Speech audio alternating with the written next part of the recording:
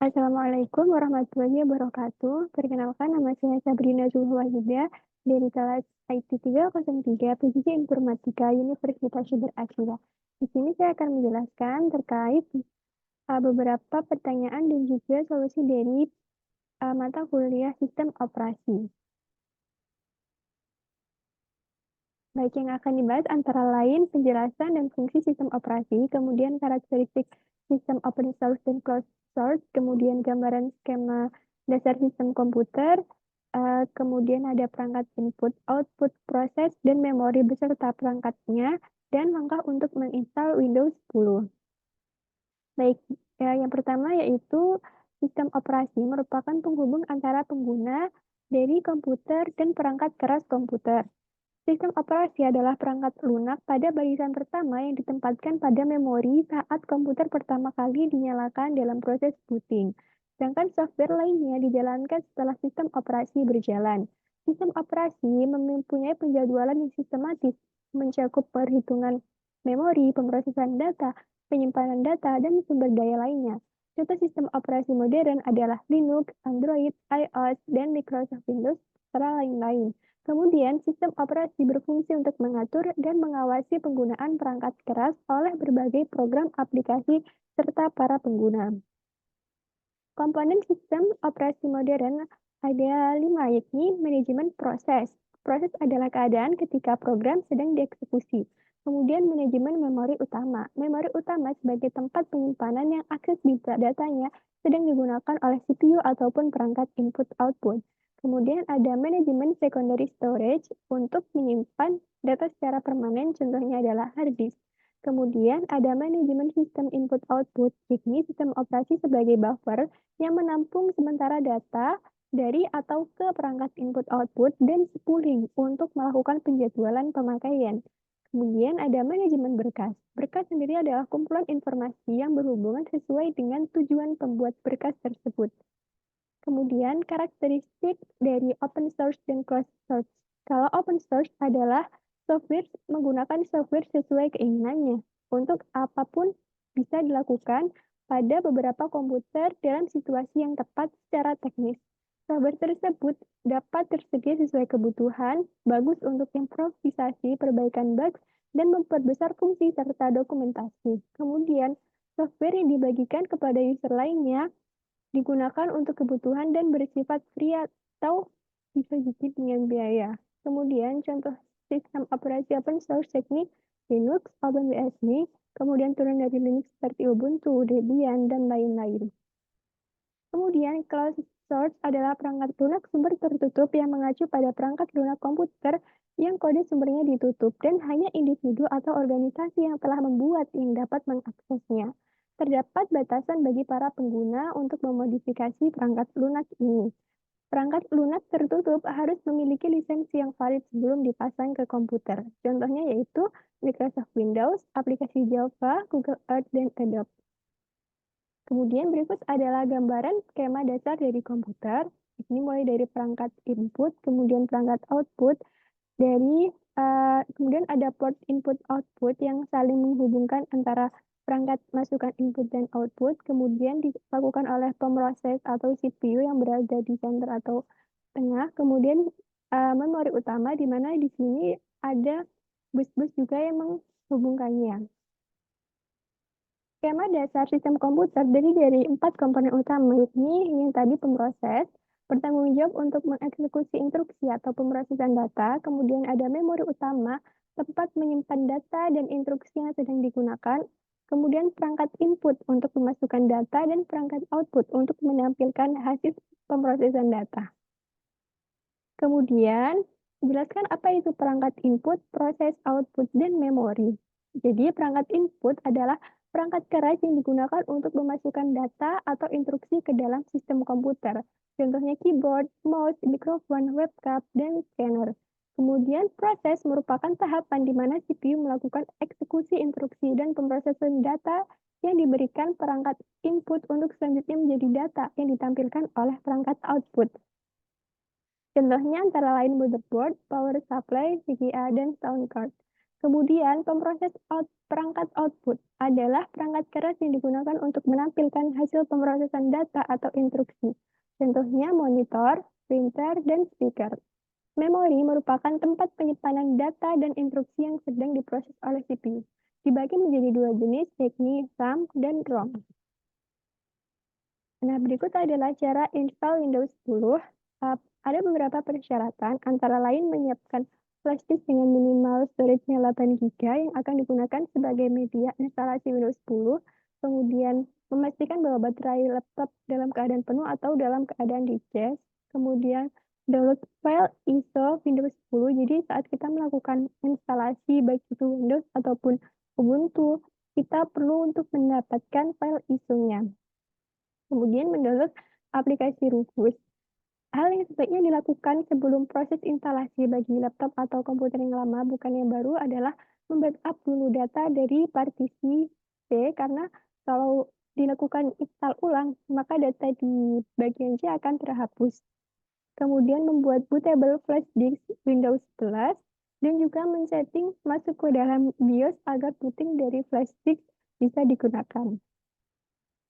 Nah, dari tahap instalasinya yakni memilih time dan konfigurasi formatnya disetting pada Indonesia, sementara untuk bahasa ataupun keyboard input bisa menggunakan default dari US atau UK. Kemudian kita lanjut pada install now, kemudian isi produk guys, seperti kalau Windows adalah dari license secara close atau tertutup, jadi perlu untuk memasukkan produk guys. Tapi jika masih belum punya, kita bisa men-skip-nya dan akan memasukkannya kalau sudah punya dengan mendapatkan fitur yang lebih baik. Kemudian pilih edisi Windows, yang direkomendasikan adalah Windows 10 Pro. Kemudian centang persetujuan, dan untuk customasi pilih install Windows only, dan di sana kita akan menentukan partisi harddisknya. Jika masih baru, kita bisa mengambil partisi harddisk yang paling sesuai, misal minimal adalah 50 GB, tapi jika belum, kita bisa create baru dengan cara drive unallocated space, kemudian kita klik new. Kemudian jika sudah memilih dari ukuran harddisk yang akan digunakan untuk instalasi, kita bisa pilih next, dan proses instalasi akan berjalan sekitar 30 menit. Kemudian setelah itu yaitu konfigurasi dasar, yaitu memasukkan bahasa vokasi dan kemudian layout keyboard US yang sama seperti di awal tadi. Kemudian akan ada pertanyaan terkait laptop atau komputer itu digunakan untuk personal atau tidak, kemudian setup nama, password, kemudian layout, dan nanti jika disuruh untuk login ke akun Microsoft, jika sudah punya bisa langsung login, tapi jika belum bisa pilih offline akun. Kemudian setup password agar lebih aman, dan pilih interaktif express mode. Jadi nanti akan ada beberapa tampilan tulisan dari Windows-nya saat proses sedang berlanjut, dan ditunggu sampai proses selesai. Setelah itu Windows sudah bisa digunakan. Nah, berikut adalah saya akan mempresentasikan demo untuk menggunakan VirtualBox untuk Windows 10 instalasi. VirtualBox sendiri adalah perangkat lunak yang berhubungan erat dengan virtualisasi dan beroperasi pada sistem utama. Ini digunakan untuk memudahkan dalam belajar cara menginstal sistem pada sistem operasi. Baik, di sini sudah muncul pada VirtualBox Manager-nya. Untuk awal bisa klik pada New, kemudian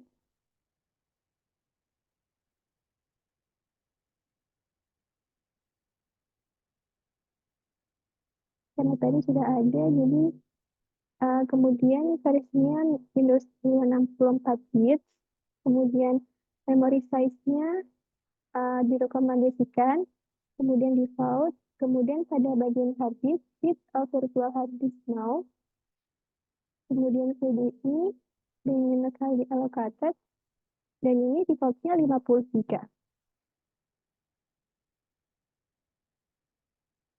Kemudian klik Start. Setelah ini akan memasukkan file ISO. Jadi sebelumnya harus memastikan kalau sudah punya dulu. Di sini saya memakai Windows 10 English International pada tipe X64. Kemudian klik Start.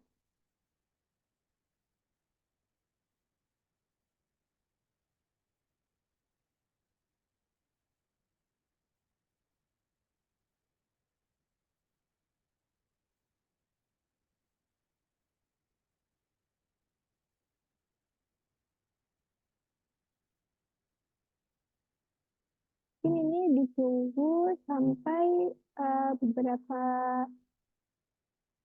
prosesnya selesai. Nah, di sini juga yang tadi menentukan bahasa tetap bikin dan untuk time dan konfigurasi tadi di setupnya yaitu bahasa Indonesia.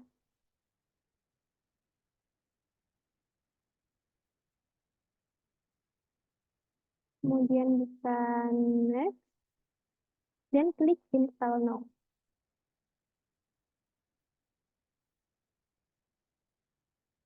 Jadi di VirtualBox sendiri ini memberikan UI UX atau penampilan yang sama saat kita menginstal secara langsung. Jadi sebagai mesin virtual untuk melakukan proses testing seperti itu. Di sini kita belum punya untuk produknya, bisa klik pada skip. Kemudian Windows 10 Pro, Mac, kemudian centang I accept the license,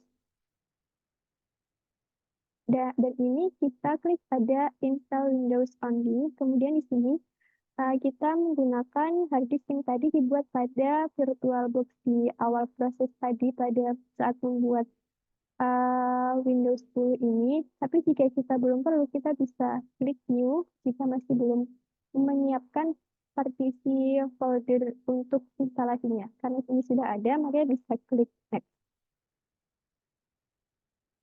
Dan di sini akan ada proses sampai nanti uh, untuk pada Getting Fast 3D ini cukup lama, jadi nanti sekitar beberapa menit tergantung koneksi juga.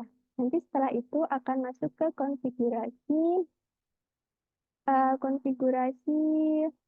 sederhana atau konfigurasi interface Windows sampai prosesnya selesai.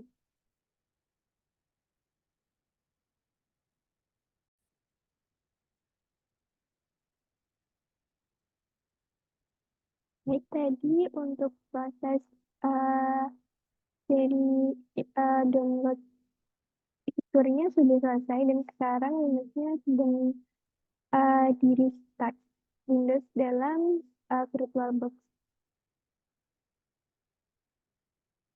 Ini sudah mulai masuk ke bagian Windowsnya dan mungkin juga perlu waktu juga untuk bisa masuk ke proses selanjutnya.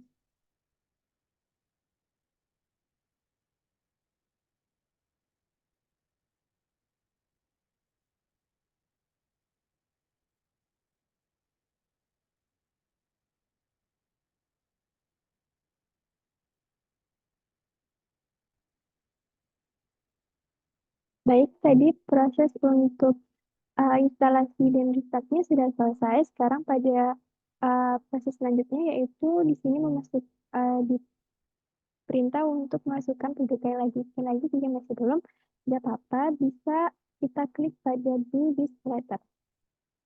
Kemudian kita bisa menggunakan Express Setting untuk menggunakan mode yang uh, moderatif atau mode ekspresif dari Windows sendiri. Kita klik, nah akan mulai juga untuk proses menuju konfigurasi utama dari Windows atau konfigurasi awal untuk Windows 10 itu sendiri.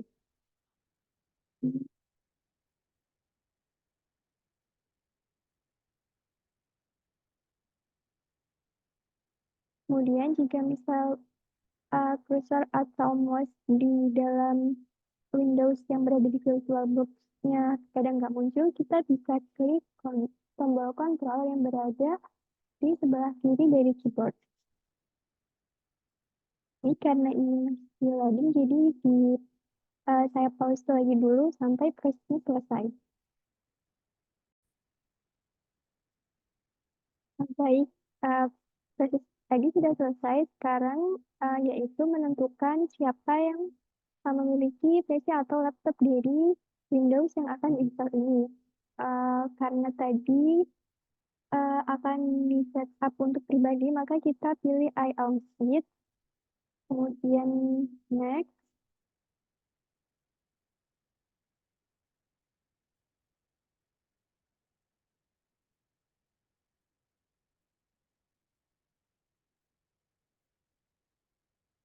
dan dia ini masih proses lagi.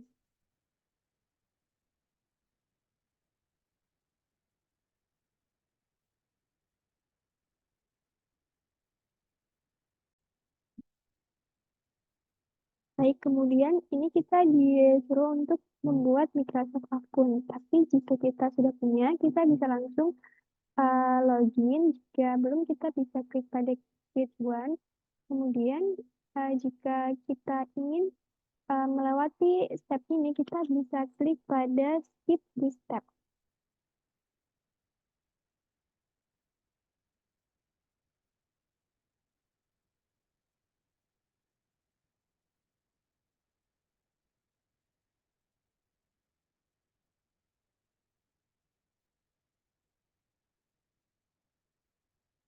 Klik pada klik Skip this step.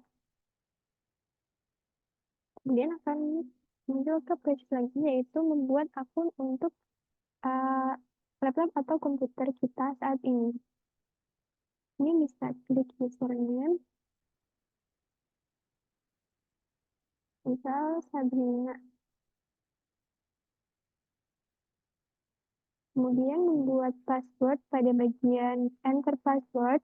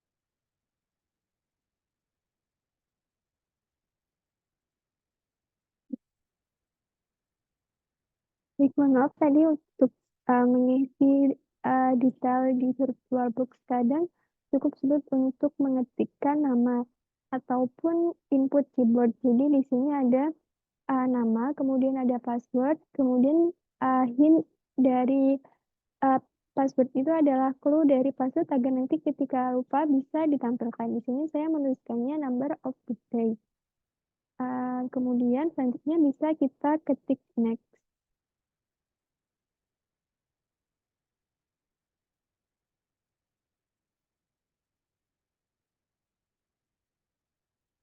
Hmm,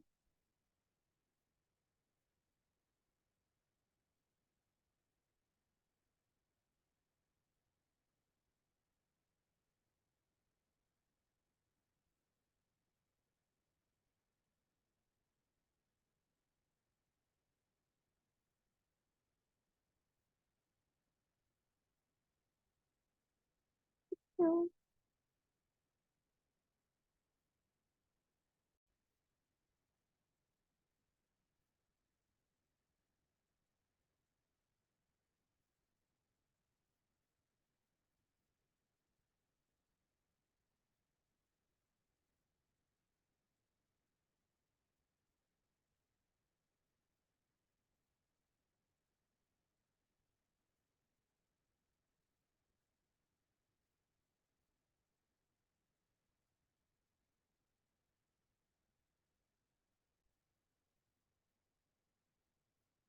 Setelah selesai uh, meeting yang tadi, sekarang sudah bisa dilihat tampilan Windows 10 pada VirtualBox yang berhasil diinstal.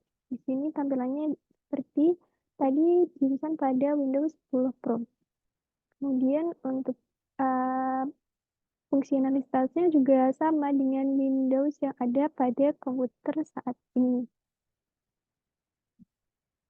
Baik, sekian presentasi dari saya terkait beberapa pertanyaan dan juga jawaban dari mata kuliah sistem operasi dan juga demo cara install Windows di VirtualBox. Kurang lebihnya mohon maaf.